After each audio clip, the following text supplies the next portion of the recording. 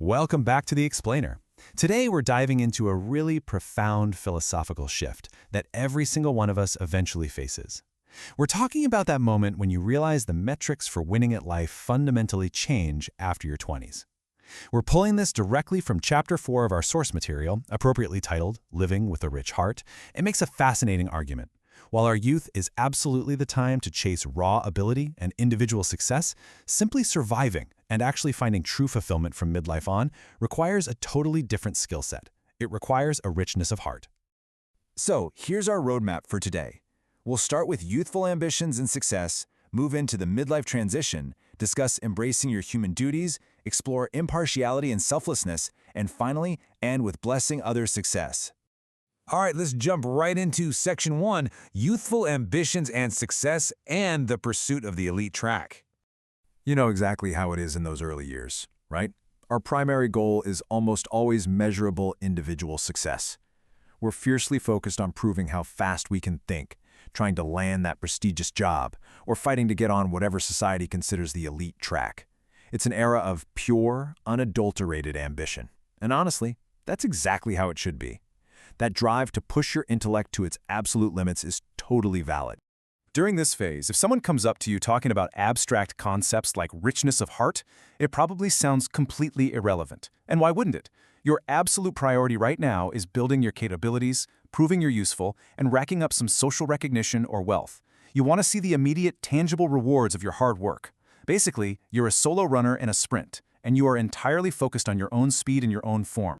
But then everything starts to shift, which brings us to Section 2, the midlife transition, and navigating life's changing rules.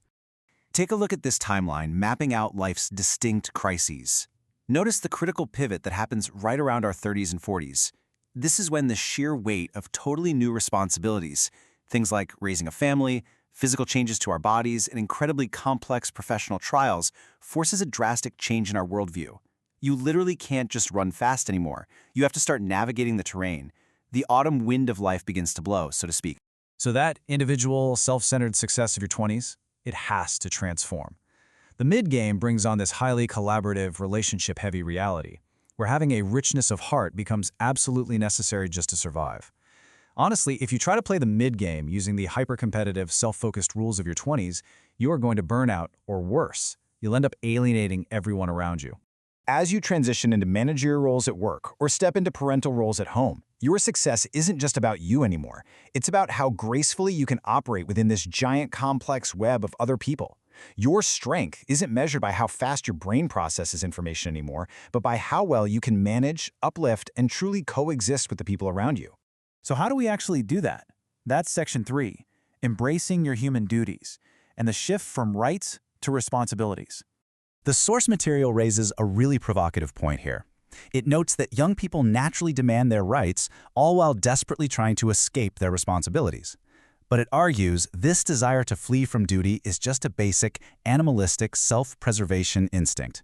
True maturity means moving past that instinct. It means waking up to the fact that constantly seeking freedom without taking on responsibility just keeps you trapped in a state of spiritual infancy.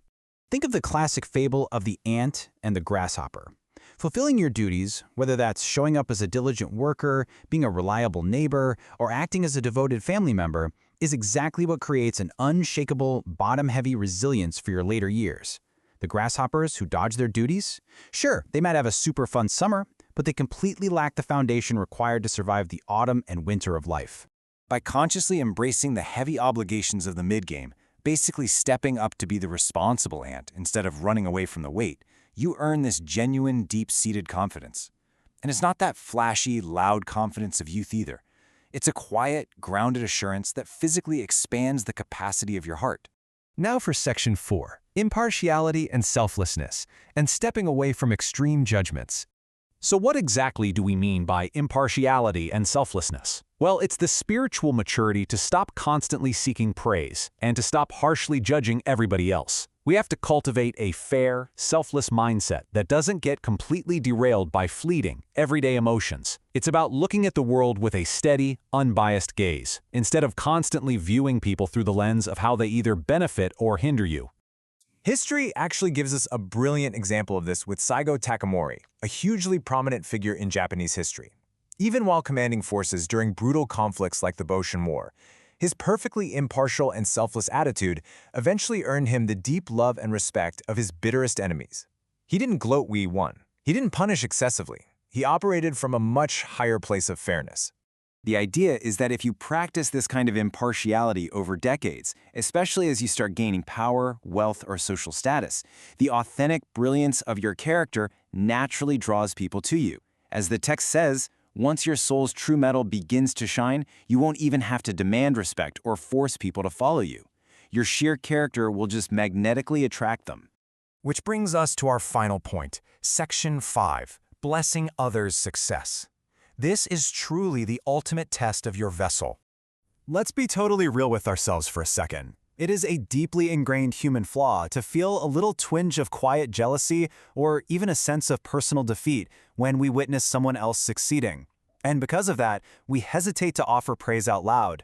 We stay silent because complimenting them kind of feels like admitting we lost. But the truth? Holding back that praise only shrinks our own world. So, let's look at the practical application here. There are 3 key steps to get past this. First, you have to internally acknowledge their hard work. Second, actively suppress your own ego, your jealousy, and that nagging sense of defeat. And third, this is absolutely crucial, you have to verbally and honestly express your blessing to them out loud. Doing this actively stretches your emotional maturity. It is literal heavy lifting for your soul. Think about this specific scenario. Say you only make a very modest salary, but you genuinely and warmly bless a friend who just achieved massive financial success. Doing that proves the sheer size of your spirit. The text notes that acting with this kind of genuine grace can even forge connections that open entirely new, unexpected paths in your own life, simply because people are naturally drawn to that kind of energy.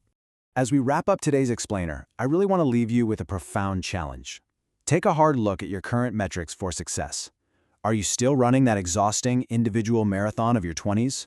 Or are you actively building a vessel large enough to embrace your duties, practice impartiality, and genuinely bless the success of the people around you? Maturing past the rat race of youth to cultivate a permanently rich heart, that is the real secret to winning at the later stages of life. Thanks so much for joining me today, and I'll see you next time.